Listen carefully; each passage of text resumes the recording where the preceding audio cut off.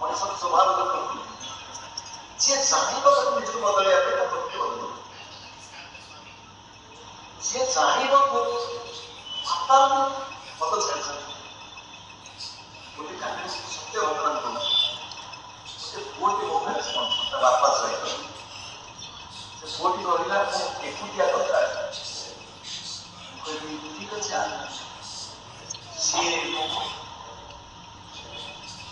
ଯୋଉ କାହାଣୀ କହିଲା ମତେ ଚଳଚ୍ଚିତ୍ରର ଦୃଶ୍ୟ ଭଳି ସେ କାହାଣୀ କହିଲା ମୁଁ ଯେତେବେଳେ ଷଷ୍ଠ ଶ୍ରେଣୀରେ ପଢୁଥିଲି,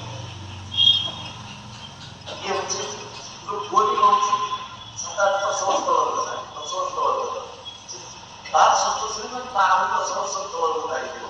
କୋଡ଼ିଏ 25-22 ବର୍ଷ ତଳର କଥା ସେ କହୁଥିବ। କହୁଛି ମୁଁ ଯେତେବେଳେ ଷଷ୍ଠ ଶ୍ରେଣୀରେ ପଢୁଥିଲି ସେଣ୍ଟ୍ରାଲ ସ୍କୁଲ କେନ୍ଦ୍ରୀୟ ବିଦ୍ୟାଳୟ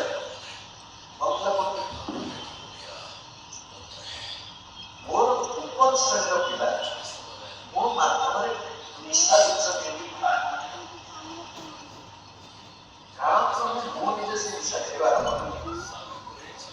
କେବଳ ନିଶା ଖାଇବା ଆରମ୍ଭ କଲିନି, ଆମେ ନିଶା ବ୍ୟବସାୟ ମଧ୍ୟରେ ଜଡ଼ିତ। ନିଶା ବ୍ୟବସାୟ କରି ଲକ୍ଷ ଲକ୍ଷ ଟଙ୍କା ରୋଜଗାର କଲେ। ବେନାମୀ ଘର, ସେତେବେଳେ ବେନାମୀ ଘର ଆଜିକାଲି ହବ ଆଧାର କାର୍ଡ ମୋ ନାଁରେ ବେନାମୀ ଘର ଅଛି, ମୋ ପାଖରେ 3 ଲକ୍ଷ ଟଙ୍କା ଅଛି।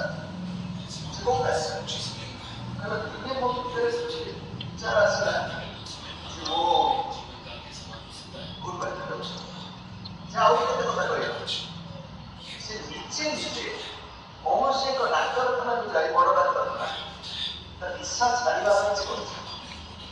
ତ ଘରୁ ଖବର ପଠେଇଛି ମୁଁ ଘରେ ଅଛି, ବୁଝିବ ଠିକ ସମୟରେ ପହଞ୍ଚିଲା। ନିଶା ଛାଡ଼ିକି ଘରେ ପହଞ୍ଚିଲା ପରେ ସେଇ ସମୟରେ ତାର ସବୁ ବନ୍ଧୁ ସମ୍ପର୍କ ସେ ଡାକିଛି। ଟେଲିଫୋନ ବଦଳେଇଛି, ଆସିଲା ଟେଲିଫୋନ ବଦଳେଇଛି, ସବୁ ବଦଳେଇଛି। ମୋ ପାଖରେ ସେ ଆଉ ଖରାପ ବାଟ ଯିବାକୁ ଚାହୁଁନି। ସେ ପିଲା ଯୋଉ ପିଲା ଖରାପ ବାଟକୁ ଯାଇଥିଲା ସେ କୋଉ ଠିକ ବାଟକୁ ଚାଲି ଆସିଲା। ଭଗବାନ ସଂସ୍କୃତି ଦେଇଛନ୍ତି। କହିବାର ତାତ୍ପର୍ଯ୍ୟ ହଉଛି ଭାରତବର୍ଷ, ଆମେ ଚାହିଁବୁ ନିଜକୁ ବଦଳେଇ ଦେବୁ। ଆପଣ ଭଗବାନଙ୍କର ଅଂଶ, ଆମର ଭଗବାନଙ୍କ ଶକ୍ତି ଆମ ଭିତରେ ଅଛି। ଅସମ୍ଭବ ନୁହଁ।